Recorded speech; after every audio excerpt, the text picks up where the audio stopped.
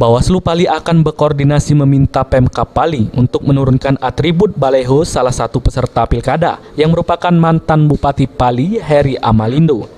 Basrul, selaku Divisi SDM Bawaslu Pali mengatakan, langkah tersebut bertujuan menjaga kondusivitas kabupaten menjelang PSU. Jika masih dilihat adanya spanduk bergambar mantan Bupati pada tanggal 17 Februari 2021, masa jabatan paslon Heri Amalindo habis. MK menetapkan harus dilakukan PSU di 4 TPS. Demi menjaga suasana tetap aman, Bawaslu himbau untuk seluruh spanduk diturunkan.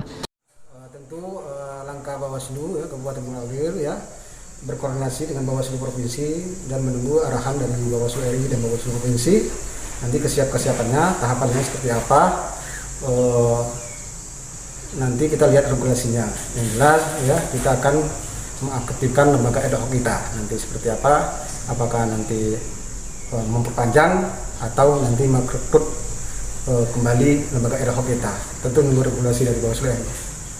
Nah, sembari menunggu regulasi dari teknis dari Bawaslu RI, mungkin Pak himbauan untuk kedua paslon Pak untuk menjaga kondusivitas dan kondusifnya Pali Pak. Ya, kita berharap semua paslon masyarakat pendukung untuk menghormati keputusan daripada Mahkamah Konstitusi ini dan menjaga kondusivitas di daerah masing-masing. Percayakan penyelenggaraan ini kepada penyelenggara pemilu KPU dan Bawaslu. Bawaslu akan mengawasi sesuai dengan ketentuan peraturan yang ada. Untuk ketentuan lain, Bawaslu Pali menunggu regulasi dari Bawaslu RI dan Bawaslu Provinsi, baik adanya posko maupun lainnya. Aji, Pal TV.